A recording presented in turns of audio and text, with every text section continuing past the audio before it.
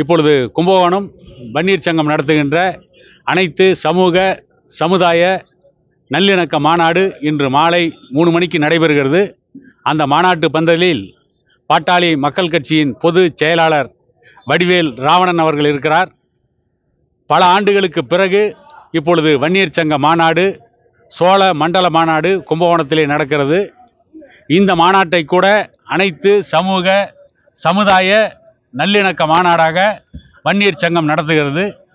இதற்கு பின்னால் ஒரு மிகப்பெரிய உயர்ந்த நோக்கம் இருக்கும் என்று நினைக்கிறோம். அந்த நோக்கம் என்னவாக இருக்கும் என்பதை பற்றி அண்ணன் வடிவேல் ராவணன் அவர்கள் சற்று விளக்கமாக கூறுமாறு அன்போடு கேட்டுக்கொள்கிறேன். மாமனிதர் மருத்துவர் ஐயா அவர்கள் தமிழக மக்கள் அனைவரும் சாதி மத வேறுபாடின்றி நல் உறவோடும் நல் இணக்கமாகவும் வாழ வேண்டும் என்று விரும்புகின்றவர். அதற்காக 40 ஆண்டுகளுக்கு மேலாக பாடுபட்டு வருகிறார். அந்த வகையிலே பாட்டாளி மக்கள் கட்சியைப் போல் வன்னியர் சங்கமும் அதன் கொள்கையிலே கொஞ்சமும் பிறழாமல் நடந்து வருகிறது, செயலாற்றி வருகிறது. நீண்ட நாட்களுக்கு பின் வன்னியர் சங்க மாநாடு இங்கே நடைபெறுகிறது.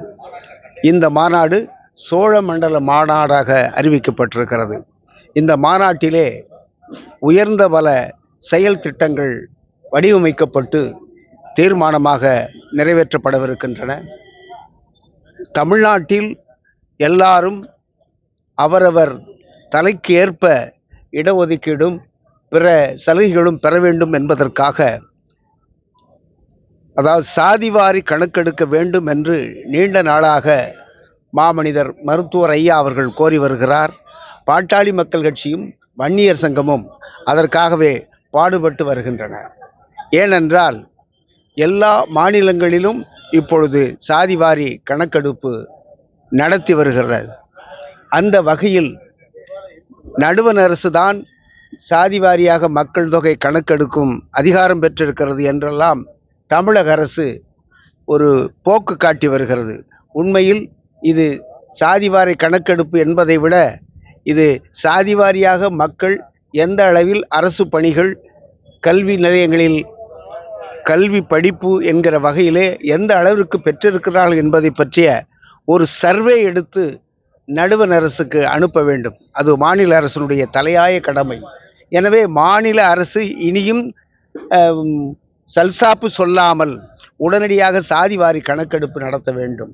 அதேபோல் ஆங்காங்கே நடைபெறுகிற சாதி மத இன படுகொலைகளை தடுத்து நிறுத்துகிற வகையிலே சட்டங்கள் இயற்ற வேண்டும்.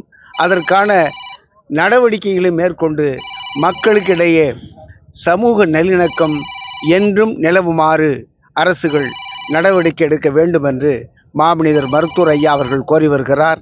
அதற்காகவே இந்த வன்னியர் சங்க மாநாடு, அதன் நோக்கத்திலே இந்த மாநாடு பெரிதும் வெற்றி பெறும் என்று நாங்கள் நம்புகிறோம்.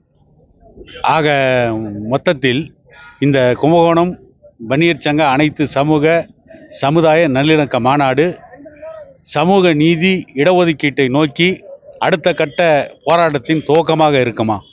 ஆமாம், இது சமூக நீதி போராட்டத்திலே அடுத்த கட்டத்தை நோக்கி தமிழக மக்களை அழைத்து செல்லுகிறதற்கு ஒரு முன்னோட்டமாக கும்பகோணம் மாநாடு அமையவிருக்கிறது.